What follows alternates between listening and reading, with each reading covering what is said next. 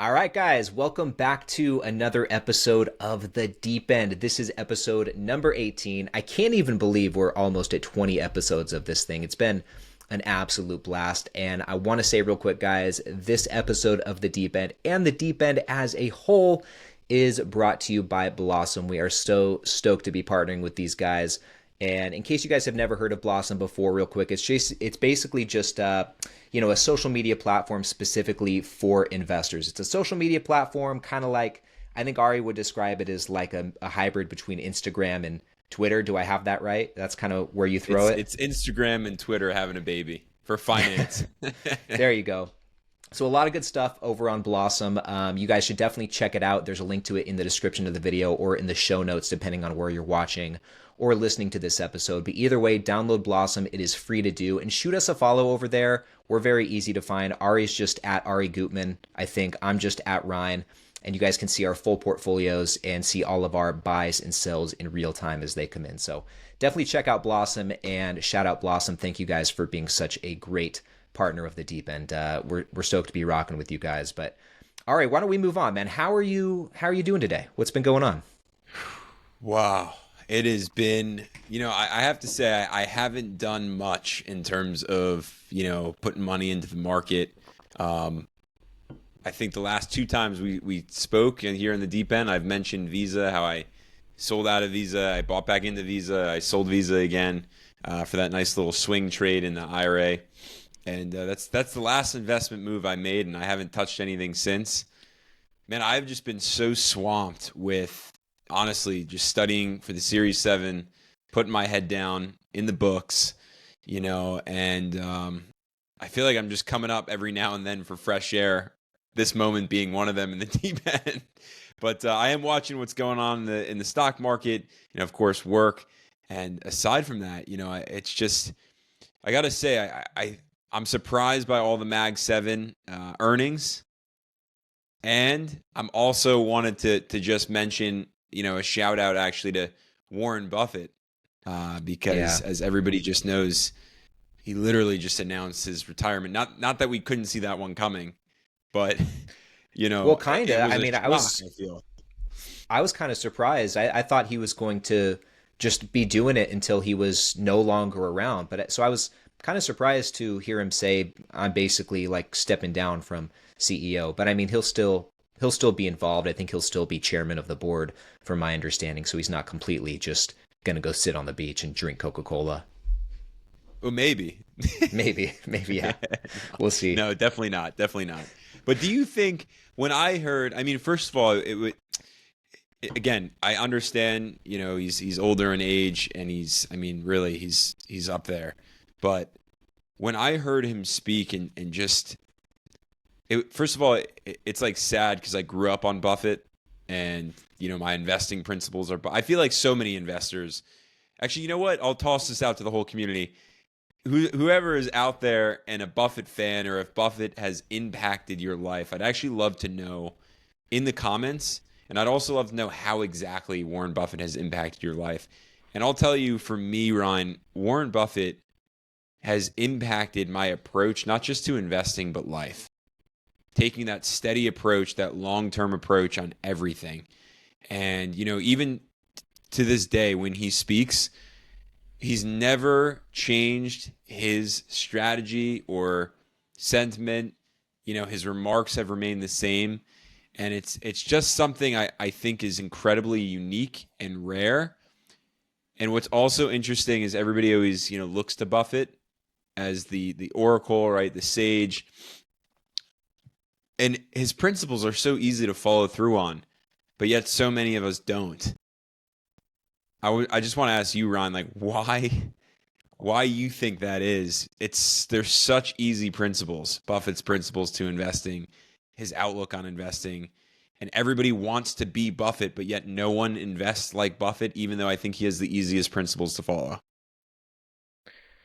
Well, like, let's before I answer that, why don't we break that down a little bit more? Like, what do you think are some of those easy principles that seem like common sense to follow, but many investors do not? Like, Nate, what's one of them? I'm going to go with the one I personally abide by, which is treating your investments as if it's like farmland, right? You wouldn't buy a farm on I think his quote, and someone correct me if I'm wrong, whatever day of the week he used, he was like, you wouldn't buy the farm on like a Tuesday and then sell the farm the following days later. Like, you're going to hold on to that farm. And I think that's just a timeless principle to investing. When you go find an investment to invest into, how are you looking at it? Are you looking at it for the long term, or are you looking at it for this get rich quick dopamine type of hit? Yeah, so that's a good place to start. I was actually reading about a similar idea that Monish Pabrai was talking about. Very similar idea. And when you get to the root of investing, I really think the whole point, and this is something that we've learned from Buffett, the whole point is to find exceptional businesses, find these great businesses, buy them and hold on to them for dear life. They're not like these knickknacks that you trade at the flea market or the swap meet or something like that. These are things that you basically collect and hold on to for a long period of time, like you were saying. And I don't know, I think there's probably a few reasons why that's easier said than done for many investors. I think number one is that just the liquidity of stocks. Like, it's so easy to buy and sell stocks. It's the push of a couple of buttons, you can make these transactions. And so I just think the whole thing is set up to be so easy for people to trade in and out.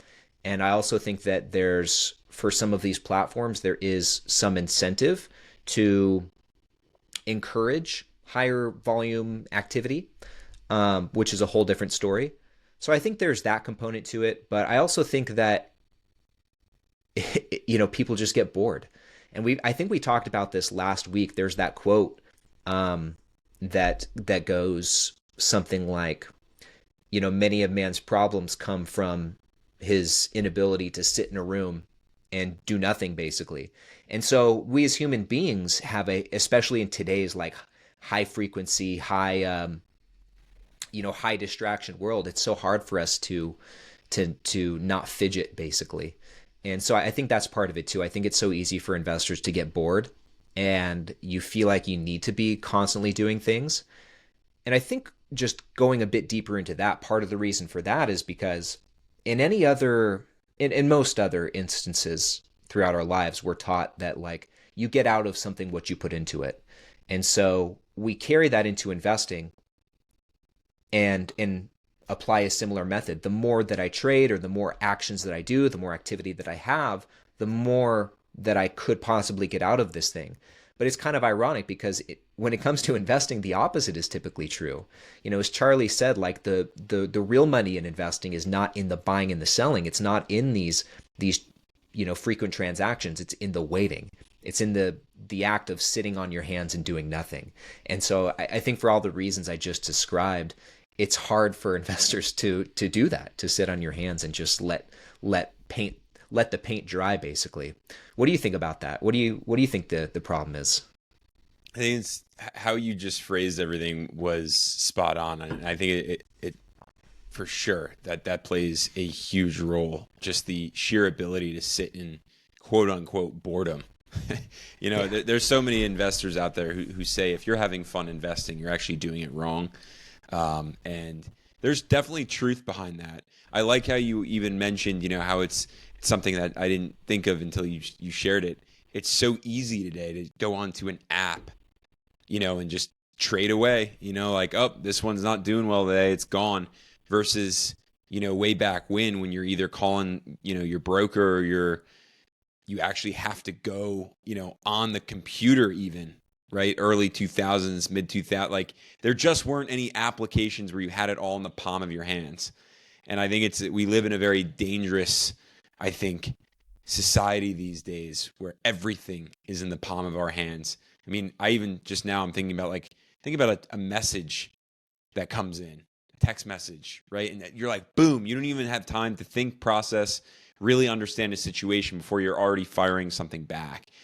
And that's for sure, I feel like happening on a daily basis with the stock market, especially during uncertain times. You're like watching everybody else sell and you're like, I got to sell, and then without even thinking, you do it.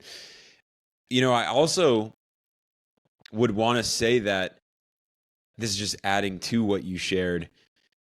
I feel like there's a lot of social pressure, and that social pressure tells all of us that we need to be rich yesterday, or at least by tomorrow, and so therefore people need to find the investments that are going to get them rich now.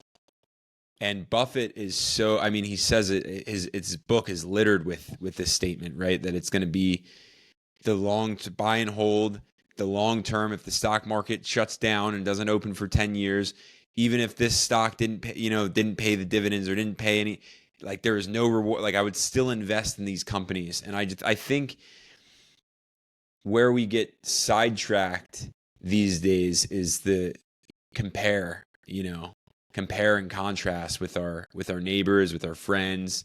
Where are they financially holding? And although me and you always talk about how important it is to talk freely about your finances and being open to talking about them, I want to say, I guess we should have been saying this whole time, it's important not to compare yourself to other investors, because you never know. I never realized, for example, you talk a lot about real estate. You kind of sprinkle real estate in to some of these conversations. And, when I first met you, I didn't even know you had any real estate. It was like sprinkled in along the way. So what we see in your portfolio on screen is certainly not all that's there. And what people see in my portfolio is not all of what's there. There's other accounts. And I just think that if we're always comparing, and I'm better off than him, or it's like I'm better off than her. No, were you better off today than you were yesterday? What moves did you make? And I think that comparing game, it comes to social media, right? It's like the financial, I want to say, social dilemma. Because once you get comfortable talking about your finances, now all of a sudden you're like, oh, well, Ryne has this amount, Ari has this amount, and I'm only here. I suck. It's like, what? You should be comparing yourself to you. A win is a win. And, if you collected a dividend paycheck last month for $300, that's amazing. How are you going to beat it this month? Or, if your portfolio went up by X percentage last month, how are you going to beat it this month? It's you versus you. And that's how you win. And I feel like that might play a role too. 100%, man. It's that classic feeling of you're having that fear of missing out that all of us feel, whether that's in our portfolios or out. I mean, that slaps us in the face every single day. It's so easy. That's a great addition to all of this. It's so easy to compare yourself to where others are at. What cars others are driving, what phones they have, what clothes they're wearing, how many bedrooms they have in their house. And now, what stocks they have and what returns they're getting for us who are into this stuff. And yeah, you have to actively fight against falling victim to that, because it can definitely lead you to making bad decisions in your portfolio. And that's also something that Warren and Charlie have acknowledged too throughout the years, numerous times. I think Warren at one point said something like, and I think this was in comparison to like an old partner that they used to have. I don't remember his name. But they basically said that we knew that we were going to be rich someday. And there was a lot of emphasis on that someday. We knew that we were going to be rich, or we were going to be wealthy. It was only a matter of time. But it was going to take time, and we were okay with that. As opposed to, like, in the context they were talking, as opposed to this other partner, this other guy that you kind of used to be in their investing circle, he did not have that same patience.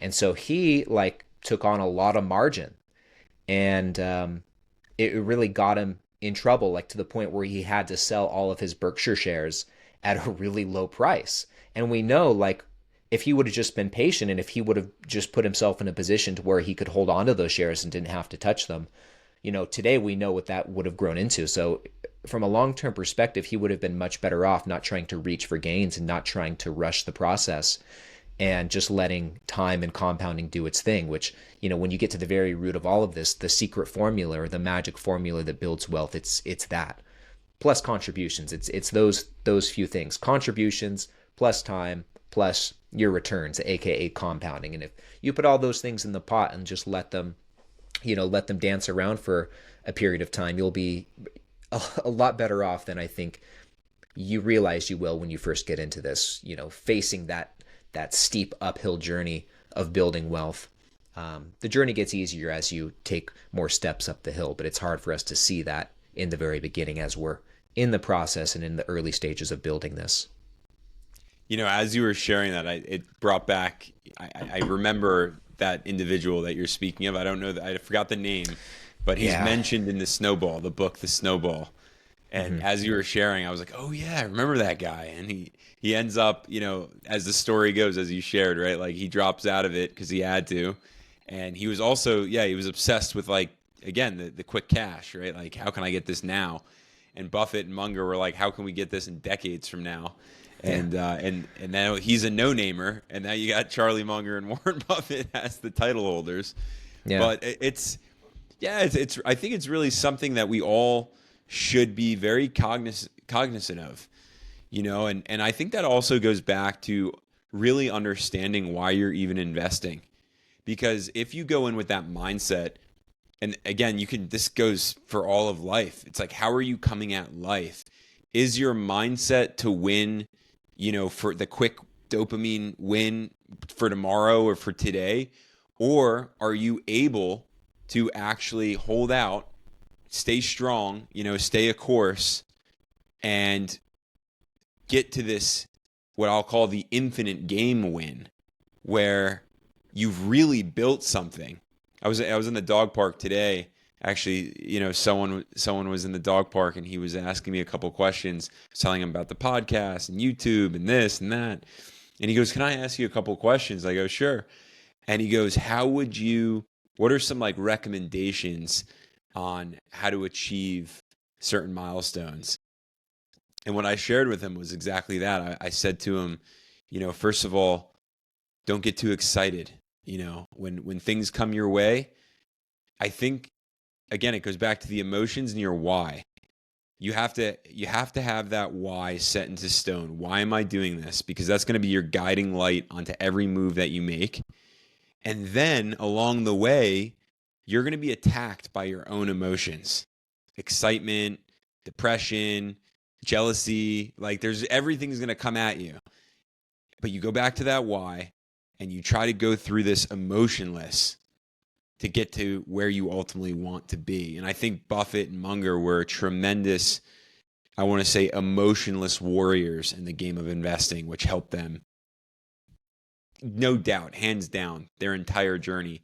I'm trying to think back to the Snowball when it starts talking about Buffett and Munger meeting, and like that was just their approach, and when you watch them speak, Munger, I feel like, was more notorious for just being like direct and being like, this is what it is, no emotions, like this is just the logic of a situation, like you're an idiot, and that's how he would speak. I feel like we need to be that direct. We need to be that honest. Yeah, and I want to stick on that for just a moment. I think when it comes to the whole emotion thing, I don't think it wasn't that they didn't feel certain emotions. I think it was like, let's say the fear of missing out or whatever. I'm sure that throughout their investing career, there were times where they looked around and saw other people getting certain returns that they were not. And I'm sure that wasn't a good emotion to have, but they also were able to sit with that, realize it, digest it, and know that that's not an emotion that they should react to. And I think that that's an important distinction. And I think that all of us would be better off operating that way, because we're human beings at the end of the day. We'll feel things that don't always feel good, especially when it comes to this investing stuff. And I think it's in our best interest to be aware of these things when they happen and when they're coming on. And only by being aware of them can we learn to corral them, or can we learn to stay in control of those emotions. Because if we're not aware that they're there, then I think it makes you more susceptible to act on them and make bad decisions based on emotions. But if you know that they're there, and you can kind of reverse engineer like where they came from and why they're coming on, I think that allows you to really understand the position you're in, and whether or not that is something worth acting on. Does that make sense? That's kind of a woo-woo, I think, way to describe it, but you know what I'm trying to say? For sure, for sure. And I agree with it.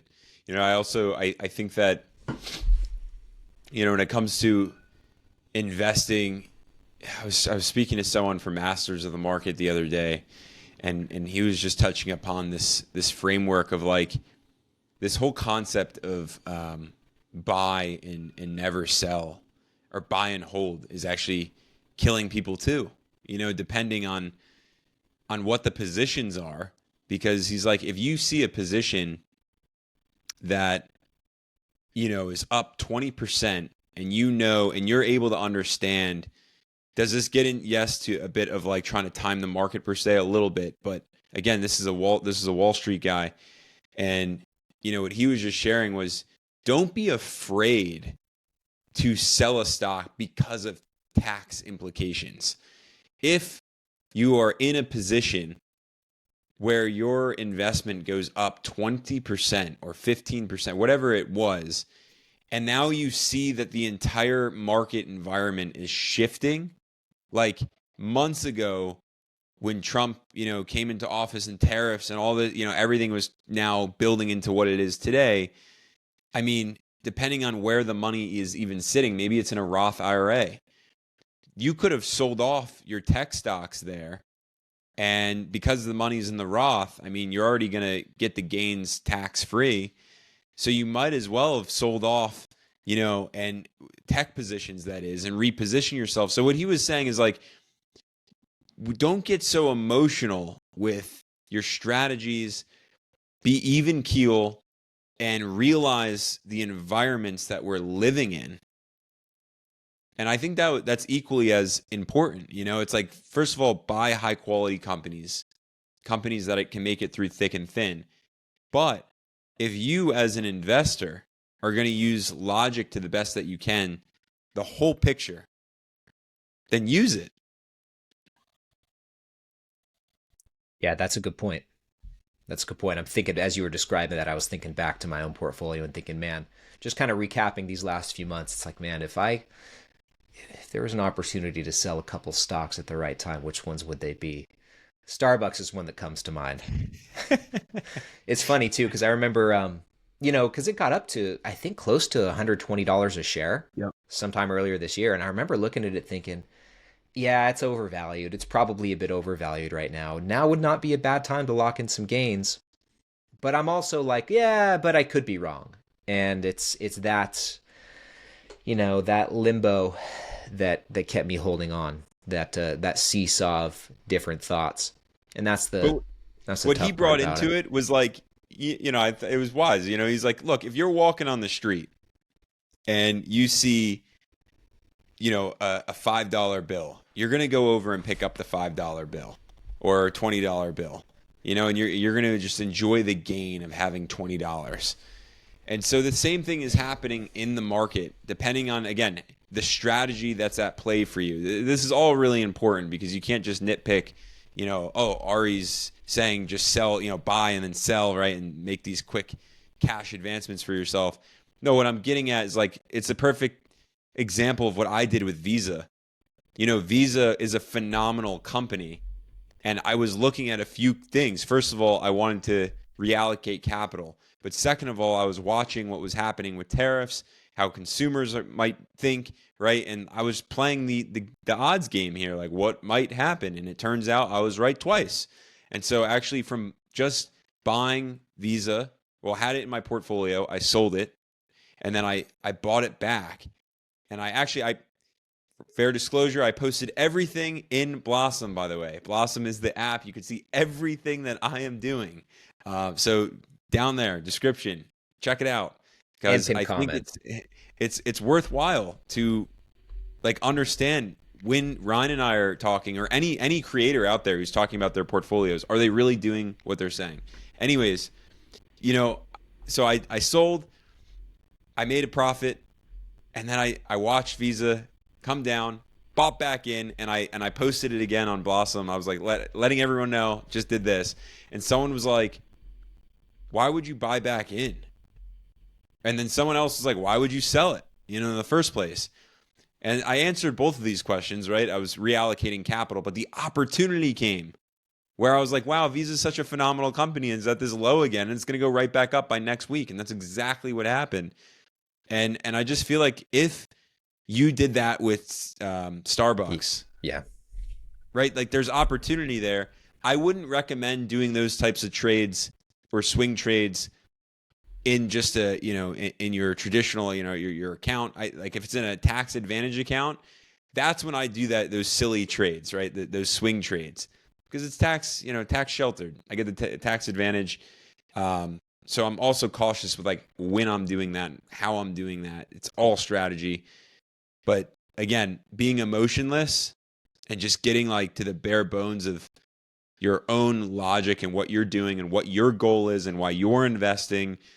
Are the positions in your portfolio there because they make sense? Are they there because you were emotionally charged when you bought them? I think it's all worth taking a look at.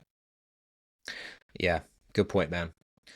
With Visa, are you in Visa right now, or are you out of Visa? Where are you at with it? And if you're out of it, would you buy back into it if it went back down again? Do it swing it a third time. Oh yeah, I'm out of it right now. Okay. I sold it around 350 because it popped up to 350 something changed. Yeah. I let it go because again, you got to keep in mind my whole plan was to get rid of Visa anyways. It just so happened that the market gifted me with a couple opportunities, so I took advantage. And when I sold out of Visa, I only bought back into Visa within my Roth IRA. Again, tax advantaged, because I don't want to play the game of taxes. I'm ultimately trying to save on taxes. So I'm only going to make those types of swing trades in my Roth IRA. I've done that before plenty of times with, I love doing it with United Airlines.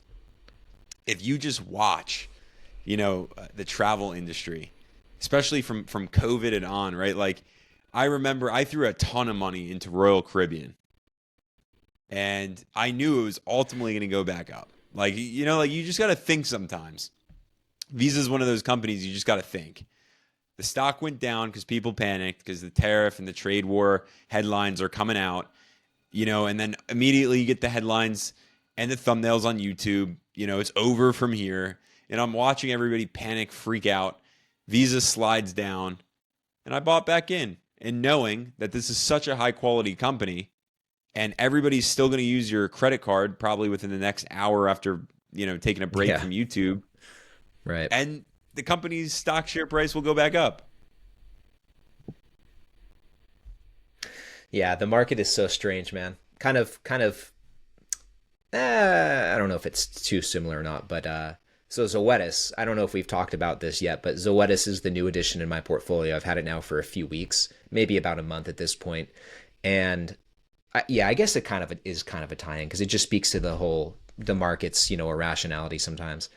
So Zoetis reported their quarterly earnings just a couple of days ago, beat on the top line, beat on the bottom line, like high single digit revenue and earnings per share growth, really solid earnings, like increased margins, raised their guidance. The stock dropped 6% on the day. And it was just like, how does that happen? There's probably like one little thing. I'm going to go through the call later today, but there's probably one little thing that they said that spooked investors and caused that drop. That one little thing somehow outweighed all the other good stuff that was going on. I just thought that was, number one, funny, but number two, like, I was super happy because of it. Super happy by it because it sent the share price from like 157, 158 down to like 149, 148. And guess where it's at now? It's like back up to 155, 156. So it's just it's so funny to see how people react to certain things. Well, I'm in the business all the time of watching people, react. And it's just I think people are funny. Like you don't always have to react. And, I think it's important that when you react, it's a conscious reaction. And I think we're so quick to unconsciously just react to things because it's, oh, something happened, reaction, and it happens again. I'll go back to text messages are the easiest one, or maybe for some of you, it hits close to home, right? You get in like a quarrel with maybe your significant other. And it's like you got to burn each other a little bit, and it's like, if everybody just cooled down, and took a moment, when it comes to penny stocks, because I got all the Series 7 stuff floating in my head right now. When it comes to trading penny stocks, if you're a newbie to trading penny stocks, which I'm going to just flat out say, like, don't trade penny stocks. I don't recommend trading penny stocks, but it's in the manuals that I'm studying. So let's talk about it real quick. They actually won't permit you to trade when you're first starting out in trading penny stocks. Once you do your first few trades, they will actually kind of hold that investment off for you, send you a notice, and they're like going to inform you like 10 times. Like, are you sure, that this is what you want to do? Because these are risky investments, so I think if we all acted like that, we would become better investors. Before you hit the sell, before you hit the buy, it's like, just take a breath. Is this the move I want to make, or am I making it because of something that is only existing in my little world? Because I don't know, the earnings, right? You were just maybe I don't know. It was said on the call, there's going to be uncertainty in the future, and the only thing that people heard was uncertainty. They're like, there it goes. So Yeah. screw the fundamentals. It's uncertainty. It's funny, going back to the penny stocks there, I think all platforms might be like this. I know Schwab is. So there's a thing where if you have under, I think, $25,000 in your account, they won't let you day trade basically. You can't, like, if you buy a stock, in the morning and then sell it in the afternoon, you'll get those same warnings. Like, are you sure you want to do this? And, if you go through with it, they're like, all right, well, you're basically not set up for day trading. You have to have X dollars in your account. We'll let it go this one time, or you get like 3 in a month. It's like 3 day trades that you can make in a month. But you have to hit certain requisites for them to not kind of get on your case about it, which I thought was interesting. But good. Like, I think that's probably a necessary thing. Oh, for sure. I wish we had it in all areas of life. Imagine before you spoke, if like there was just like a little beeper, and this is, by the way, what it could be there for you. It could be there for everybody and everything. Just take a moment to pause for yourself. I often do that. Like, before I speak, like, even when you're talking to me now, I'm like, first of all, I'm tuned into what you're saying. And then I'm like, okay, I have to think for a moment and then speak. And I think it's just so important, because it really, from being a good communicator to a good investor to a good anything, it requires, I think, total intentionality. And that's exactly where that intention comes from. It's that moment to ask yourself the why, the what, the how, and you almost see it, by the way. You've probably seen, Jeff Bezos or Elon Musk speak, at, I don't know, whether it's a speech that they're giving or, on a panel. What I always thought was interesting was they always take a moment to really, and like a long moment. You realize they're taking a moment and they're thinking about how they're going to phrase their answer, what they're going to say. And you can almost, when I watch Elon Musk speak, when he's interviewed, or Jeff Bezos or Bill Gates or any of these guys, Buffett does it too, by the way, and Munger, they always took that moment of pause. I think it's something that, as you get older, you appreciate a bit more.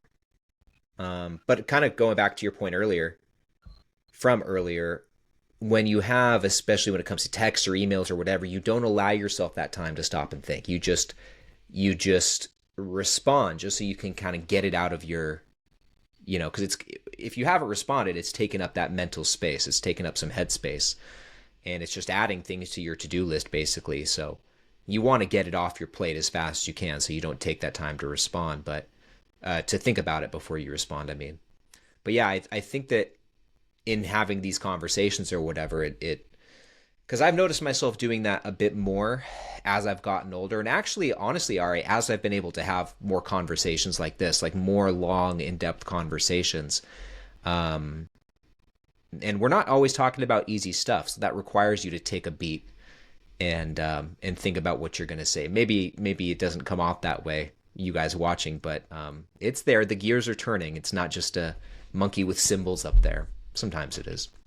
Because honestly, we're performing right now in some sense. Like right now, this whole exchange, like we're actively listening, not passively listening. So you're active while you're listening, and not only that, but the question always comes back to one of us because we pass it to each other, and we always say, "What do you think?" It's like, "Oh, what do I think?" And you have to actually think, and I think that is really key. Is anybody really thinking anymore? I don't know. I don't think a lot of people are when it comes to a lot of their decisions. They're moving, they're doing things. It's also a really interesting tie-in to kind of how, at least I kind of see it this way, the brilliant minds that run our world think. Everybody else is just existing and moving along, moving about their life. And I think the real difference between those who become ridiculously wealthy and those who are either, average middle class or just, I don't know, I'll just average, right? It comes down to thinking. Are you thinking? Are you doing nothing, or are you distracted and feeling like you constantly need to be busy? This is exactly what we were talking about earlier. It's the difference between those two things: always doing or allowing the time to do nothing. And the time to do nothing, you're not like sitting there doing nothing. You could be thinking, you could be reading, something that doesn't require you to be so distracted, I guess. And yeah, that's where a lot of the magic can happen, and where a lot of that those good ideas come from. It's funny because think about the last time someone asked you, like, what's going on? What are you doing? and what was your response? I can actually tell you exactly what it was. It was 2 nights ago. My mom called me and asked me that. What are you doing? What are you up to? And I was sitting, I don't have my iPad here, but I was sitting right there with my iPad reading Seeking Alpha articles. And I just told her, nothing. I'm just hanging out. Yeah, like why do we do that? I'll tell you a funny story. 7 years ago, 6, 7 years ago, when I really started to take an active role in my life as, the CEO of my life, so to speak, I made a decision that I was going to be ridiculously intentional and in every means possible. And so I remember going to work, and it was after a weekend, and someone was like, "How was your weekend?" And I actually told them how my weekend was. And they were like, we were in the kitchen getting coffee, and like they were like, "All right, I didn't really want to know," it was that type of reaction, or like, "Whoa." But it was cool. Over time, over the next few days to weeks, when people would ask me questions, I started to realize I was actually getting more questions from people, and more people in the office were coming up to talk to me because I was actually talking and I was actually sharing things. And then it got reciprocated. It was really cool. It taught me a great lesson. When we say nothing, even though maybe we're sitting just drinking, coffee or a green, power drink. Maybe we aren't watching TV or on a podcast or whatever. Maybe I'm literally just drinking this power drink. And when someone calls me, I can say, "I'm just sitting drinking a power drink." Like, how much better of an answer is that? Yeah, I mean, there gives you a lot more to go off of. a Yeah, lot more to what kind of respond power to. drink? Like Yeah, it could be that's anything. interesting, man. That's good. That's actually good for me to hear because I hadn't thought about it like that before. But that's a really interesting point, and I can see how that can help in building connections. That's really cool. It's kind of the basis of the deep end, if you think about it, right? Because Yeah. me and you were like, what are we going to talk about? And we were like, anything. Well, it's so funny, and I actually think this is a good segue to like our question of the day. I told Ari right before we started recording, I was like, all right, I got a great question for us. I'll open the episode, just say what's up, shout out Blossom, and then we'll get into this question. I feel like we could probably spend the whole episode talking about it. And now 40 minutes in, we're just now getting to it. And we always say this, I think that is the fun and part of these conversations. I think that's really where the magic is. Sometimes having no plan is the best plan at all. And it keeps it genuine, it keeps it sincere, and it keeps it mysterious too. We have no idea what's going to happen in these episodes. And yeah, I don't know. I'm really happy that we've set it up this way. And I think the fact that we can do this, man, and not run out of things to say, or always come up with these new avenues to take it. I just think that speaks to us being a good fit is what I'm trying to say. And so with that said, cheers, man. Here's to you. Thank you for being Here's on to this you, journey man. with me. Here's to you and everybody out there. So getting into this question, I got this from my friend Sotiris. Maybe he's Greek. It sounds kind of Greek. But he says, I'm a new investor. I started investing a few months ago, and my focus is on dividend growth stocks. I invest every month. Unfortunately, not as much as I would have liked, but I'm looking to increase my contributions in the future. His question is, where do I start with researching stocks, and how do I know if I have done enough research on a company? So where do I start, and how do I know if what I've done is good enough? What would you say to him, Ari? What do you think? I wish we had the ability to flash that question on the screen. I know that's only for the lives. The first thing I do want to say, though, is because he mentioned that he wanted to invest more but didn't have the funds. I would actually, before I start to dive into the actual question of, what stock and how do I know about the stock, I want to go to, well, first of all, if you're already saying that you want to invest more, maybe you're actually already at the wrong starting point, so to speak, to say, I love how this goes back to what we were just saying earlier, right? Like, why are you doing what you're doing and what are you doing? Because if your question began with, or if that it was an initial statement, I just got started investing, I want to be able to invest more. I want to start there and say, I'm not going to butcher the name, but go to your budget. If you don't have a budget, get something in order where you can actually understand how much you're spending. I understand people have issues with a budget, or they don't love the budgeting process. That's cool. Then I would just encourage you to, first of all, pay yourself first, but then see how much you can pay yourself first and gamify this baby. Because the moment you gamify, take a week to literally walk around with a pen. I'm so old school. I was with a pen and a little pad of paper. I do that, okay? So your phone will work. It's just fine. But use the notes section, and literally every time you buy something, plug it in. And it might get really annoying, and you might say to yourself, like, oh, it's going to be on my credit card statement later. I'll just wait to do it later. No, do it right then and right there. And you're going to either A, see in that moment how much useless crap you're buying, or it's going to fuel you to actually build a budget and like really get in the game. So it's going to do one of those two things. It's really good. And then you're going to have more money to invest. And now that we've hit that, you're going to have more money. What is the second part of that question now? So now that he knows how to find more money to invest, the two real questions are, where do I start with researching stocks? And how do I know if I've done enough research on a company?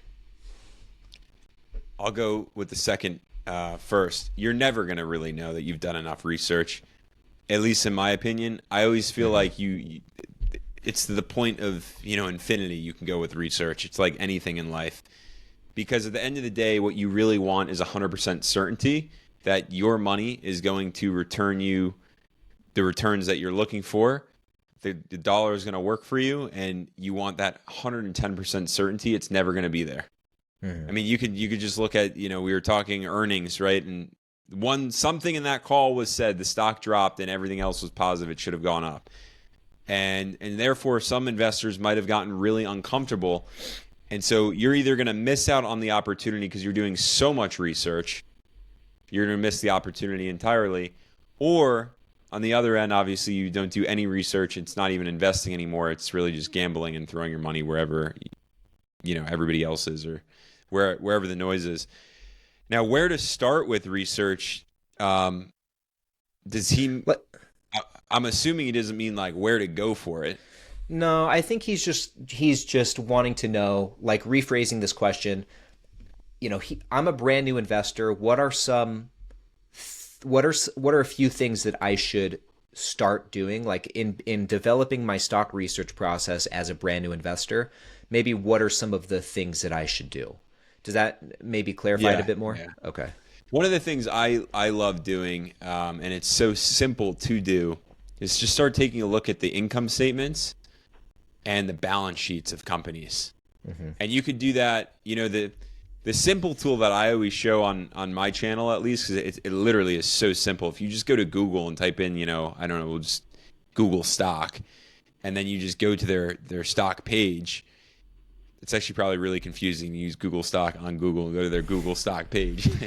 But they'll just give you a really simplistic view of their income statement, their balance sheet. The reason I always flash that one up there when I make videos is because it's so easy to see what's going on.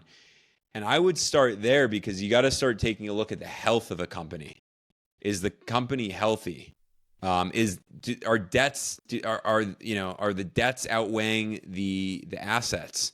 And so once you start to take a look at some of these companies, it's going to raise some questions, some red flags. And those red flags that have raised questions are good. They're not bad. Just because a company, perhaps, has a ton of debt, it doesn't mean it's a bad company. But it should raise a question to say, like, let me do more due diligence there. And the reason I say to start with the balance sheet income statement is because you should be operating your life like that. You should be looking at your own life like, let me take a look at my income statement and my balance sheet. Yeah, very well said. And if you're someone who, you're a brand new investor, you don't have any experience looking at financial statements, I would highly recommend, I think every investor should do this actually, pick up a copy of a book called Warren Buffett in the Interpretation of Financial Statements. It's by David Clark and Mary Buffett.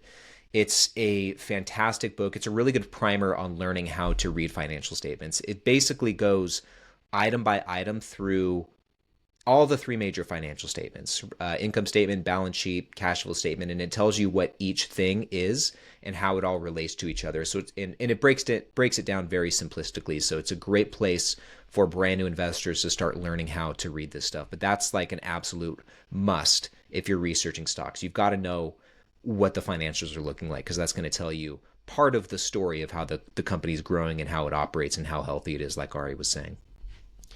Ryne, what would you do? Where would you start? Yeah, that would absolutely be one of them. One of the first places.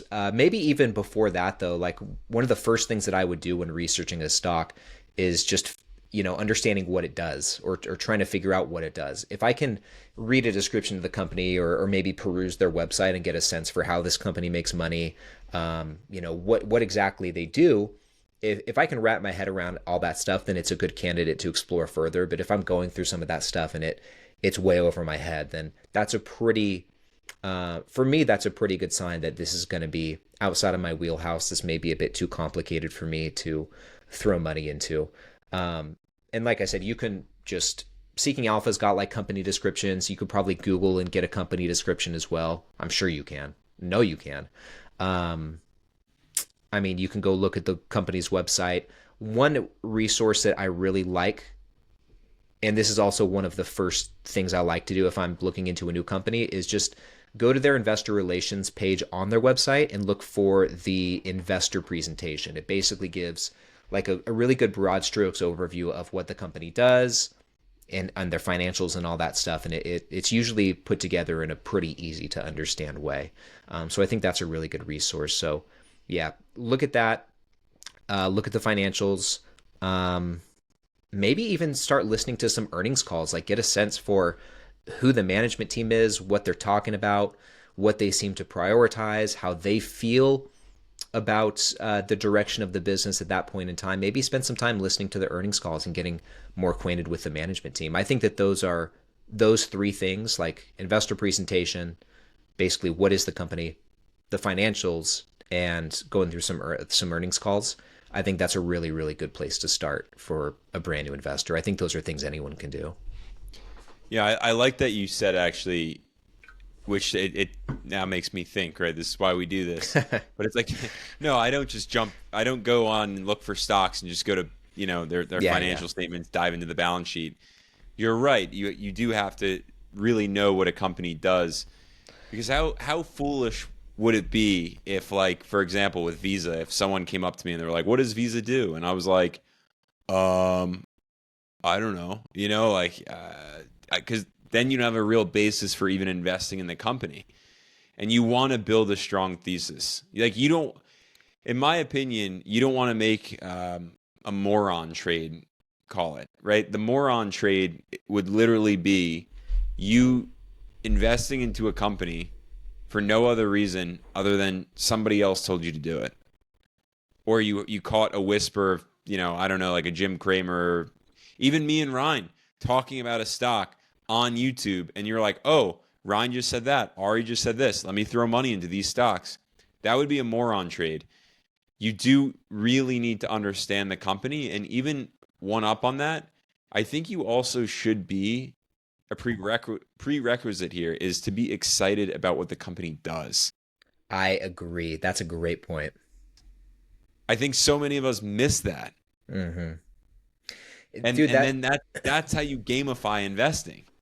yeah, and as collectors of these businesses, that I think that's like a non-negotiable. It's the same thing with, I always bring it back to like watch collecting, right? I'm not going to buy a watch that I think is ugly. Like I'm going to add something to my collection that I think, like something that jumps out to me and something that I'm excited to wear and something that I'm excited to buy and that I have like an affinity for. And the same is true with businesses. Like you have to get excited and get stoked about what they do.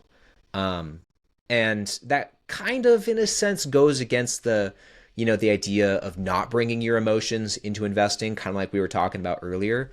But I think that there's room. I think maybe this is a bit of a different way to look at it, or maybe this is the exception. You have to be excited about the business, and that excitement is an emotion. So I guess that just goes to show how much gray area there is in all this stuff. I do want to make the case, though. I think you got to look at this from two different lenses, if you will, because in one lens, you're looking at this from the framework of the business, and in the other lens, it's an investor lens. Yeah. And you can be very excited about a company's product, but not want to invest in the company because there's something on the balance sheet or there's something, in those financial statements that don't quite, jive right for you. But the product is out of this world, and that's a really cool product. And I then think you have to eventually get yourself to have these two lenses collide.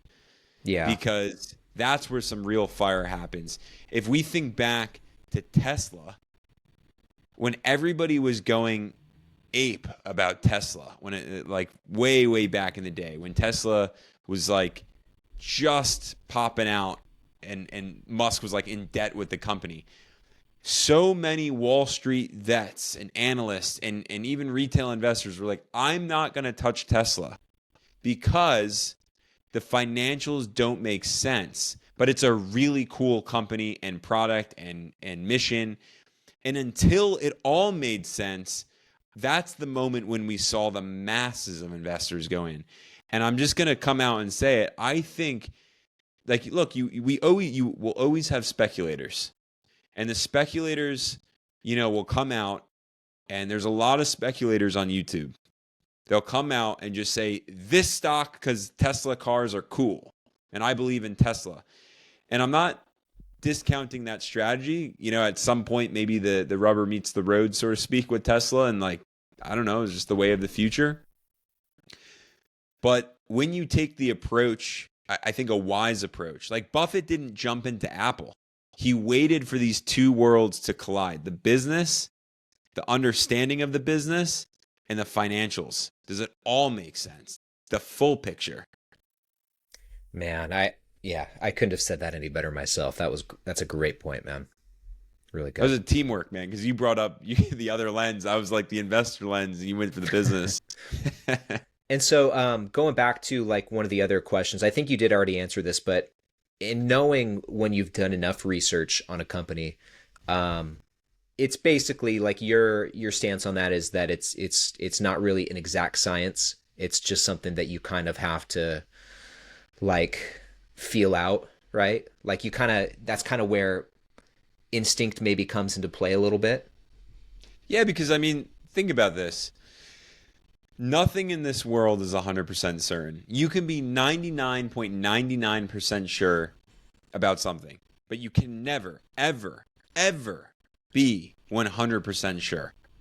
You can't even be, I mean, I'm going to get a little philosophical here in saying this one, but you can't even be 100% certain about yourself and who Yeah, you that's are true. today. Because Yeah. tomorrow you can wake up and all of a sudden have a thought and it will change your entire life. And that is why, you know, the way I've kind of begun to live my life, again, to go back about 7-8 years ago, is what I like to call the open palm. It's really, really hard to live this way with an open palm. But I say, stand up with an open palm. What comes, comes, and what goes, goes. And your only obligation is to just keep standing with your palm open. And when you can do that, things are going to come and they're going to go, and you're never going to be rattled or rocked. And you're going to experience a lot of amazing, amazing gifts of life, whether they're gains or losses, so to speak. Because even when there's a loss, if I have something in my hand, I'll just put it this way, right? If I'm holding this drink and then the drink is no longer in my hands, now I have room for something else. And it's just like you can either keep holding on to this drink because it's an amazing drink, but there's other things in this world that are going to come and go too. And maybe for a while, this drink was great to hold. And if I keep my palm open, maybe somebody else will come and take the drink, right? Then what else do I have room to gain, right? Like this is kind of for me how life works. And it's been my experience that the more I'm able to have an open palm, the wealthier I feel and the easier life is. So in knowing that nothing in life is 100%, at one point or another, you're going to have to bite the 99.99% bullet and just dive in with what you got. Because even in the case of, again, I'll go back, the earnings call, right? Like something was said, although the company's fundamentals are very sound. So what happened? Yeah. Another thing I'll add there too is you'll come to find that interestingly, you actually learn more about the businesses that you own after you buy them. And that's just because you're able to spend more time with them. You have a bit more of this ownership bias, so you feel more of an obligation to get more familiar with them than maybe you otherwise would before owning them. That's part of it. But the other part of what I just said there is just because like the story continues to unfold. As time goes on, the longer that you're owner of a company, the more earnings calls you'll listen to, the more presentations you'll read, the more news you'll keep tabs on, the more articles you'll read on that company. So over time, your familiarity and the depth to which you know that company, it will grow. So that's another thing too. If you feel like maybe you don't have all the answers at first of all, you never will have all the answers, like Ari was saying. But also number two, more will be revealed to you with time. With time, I think that's the important piece. We'll just go back. We keep circling back to this in this episode, but patience. Yeah. It requires your time.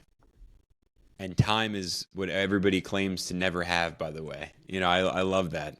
When you ask someone, this is so great, actually. Let's just come full circle. You ask people what's going on, nothing, but then they don't have time for anything. So what's up with that? I'm thinking about that right now. It's I don't have any distraction, time. man. What are you doing? Nothing. It doesn't make sense. But this is how the world, I think, operates these days. And I think if we got real with ourselves and we can sit in that time, even doing nothing is an act of doing something. You're doing nothing. That's what you're choosing to do.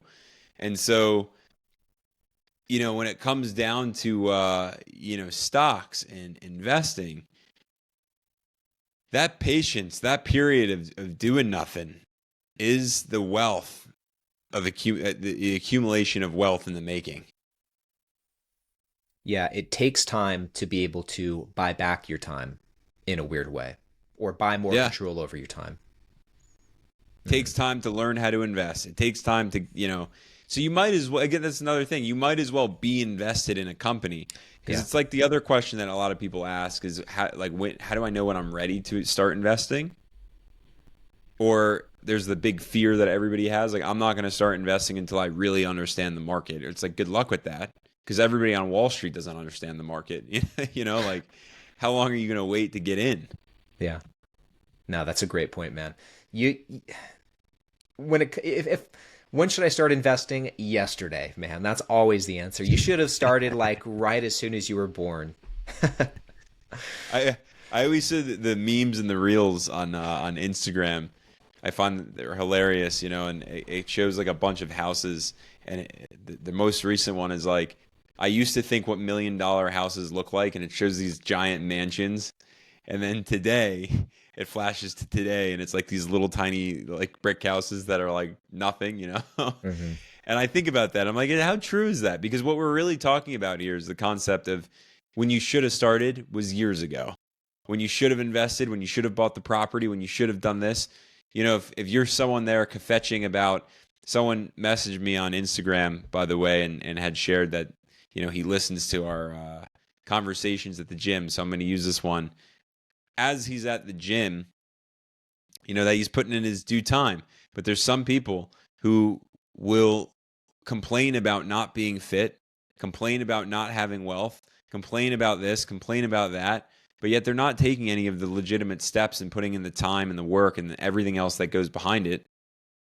So it's like, you're just wishful thinking, and you're satisfied with that? Or like, what are you waiting for?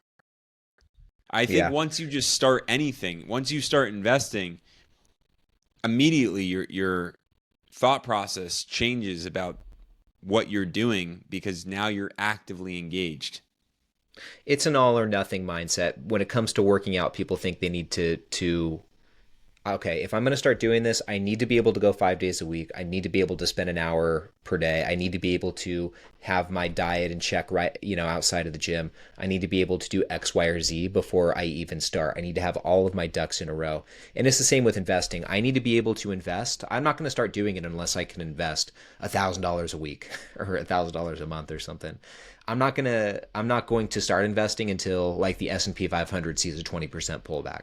I'm not going to start until this happens. Not going to start until that happens. Like, all of the stars have to align before I take any sort of action. And once you actually do start, only then do you realize how silly that way of thinking is. Things are never going to be perfect. Kind of like we just said, the best time to start was yesterday. The second best time to start is now. Quit wasting time and start buying control over your time, because that's what this whole thing is about. When you get to the root of it, like Ari was saying, it all just comes back to time. It's all about time. It's the only thing we can never buy back. And so all we're all trying to do is make the most of what we have, and retain complete ownership of that limited asset, that time. I'll leave it there. I almost feel like it's a great time to wrap it speaking up. of time. Yeah, why don't you send us into the end zone, man? Well, investors, I mean, wow, episode 18, man. That's crazy that we are episode 18 in the deep end. Just another honor and privilege on behalf of both of Ryne and myself to be in the deep end with all of you. We got to know a couple things, though, here from today's episode. What questions do you have? Tell us about what you've learned from Warren Buffett. Tell us about your experience with intentionality and time. Tell us what you guys want us to even talk about the next go round, because this community that we're building is not just about me and Ryne. It's about all of us swimming around in the deep end to get to the financial freedom goal that we all have. Also, on that note, if you are in the deep end with us right now, but you're not committed to the deep end yet because you haven't subscribed, I'm going to go ahead and ask you to subscribe as well. And until the next episode of the deep end, investors, will catch you there.